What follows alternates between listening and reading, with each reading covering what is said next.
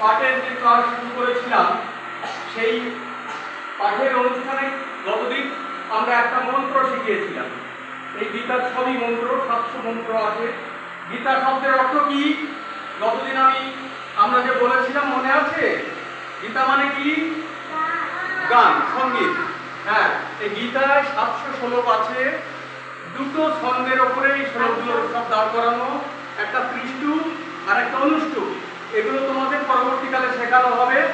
তাহলে গতদিন আমরা শিখিয়েছিলাম তমেব মাতা চ পিতা তমেব। মনে আছে কি সবার? সমবেতভাবে সবাই একবার একটু বলো তো দেখি।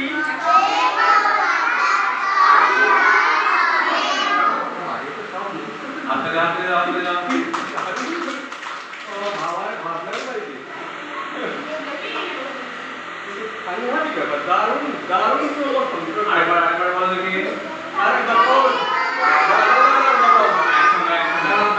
সমবেতভাবে, যেহেতু বলেছি সঙ্গীত কোরাস, তো এটা আমার যে ছন্দেই রয়েছে সেই ছন্দের উপরে আমরা যত সম্ভব বোঝার চেষ্টা করবো এবং তালময় ছন্দ যেন ঠিক থাকে। তাহলে একসাথে শুরু করবো। রেডি? তমেব তমেব। আজকে নতুন একটা শব্দ এখানে যোগ হবে। তমেব বন্ধু, তমেব বন্ধুশ্চ সখা তমেব।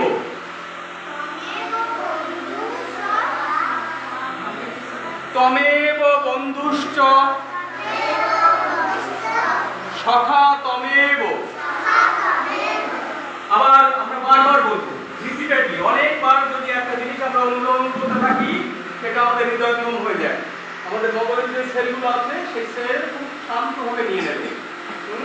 তাহলে খুব শান্ততায় ধৈর্য ধরে এই শব্দটা বারবার বলতে হবে এবং জীবনের শেষ পর্যায়ে পর্যন্ত লাগবে। এই যা শিক্ষা তোমরা লাভ করছো জীবনের শেষ দিন পর্যন্ত লাগবে, তোমাদের বংশ পরম্পরায় লাগবে। তাহলে আবার শুরু করি।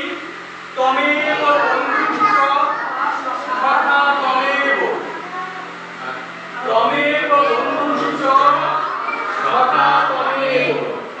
তমেব বন্ধুশ্চ সখা তমেব। তমেব বন্ধুশ্চ সখা তমেব। দরবার বল, দরবার, একটা না দরবার। সবাই মিলে বলবে। তমেব সখা তমেব। তমেব বন্ধুশ্চ সখা তমেব। আবার তমেব বন্ধুশ্চ তমেব মাতা চ। তুমি আমার মা। বন্ধুর চাইতে সখা বড়। সখা সখী যাদের সঙ্গে নারীর বা হৃদয়ের বন্ধন হয় তারা সখা অথবা সখী। আর বন্ধু একজনের সঙ্গে আরেকজনের সম্মিলন মিলন হতেই পারে, আমরা একে অপরের বন্ধুত্বের বন্ধনে আবদ্ধ হই, কিন্তু সখা সখা তমেব, তার চাইতে ওপরে তুমি আমার সখা। হ্যাঁ, তাহলে তুমি আমার মাতা, তুমি আমার পিতা, তুমি আমার বন্ধু।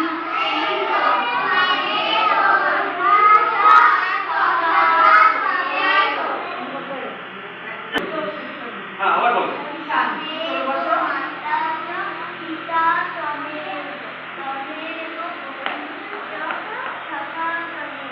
বাহ, চমৎকার, জোর তালি দাও।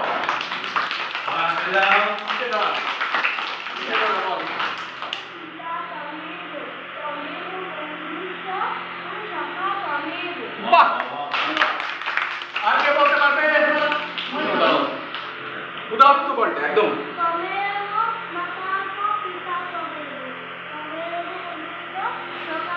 এত তাড়াতাড়ি না, আবার শান্ত মতো বলো তো, গানের ছন্দে বলো তো। তমেব মা।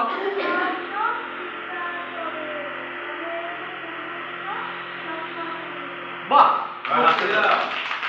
আর কে বলতে পারবে?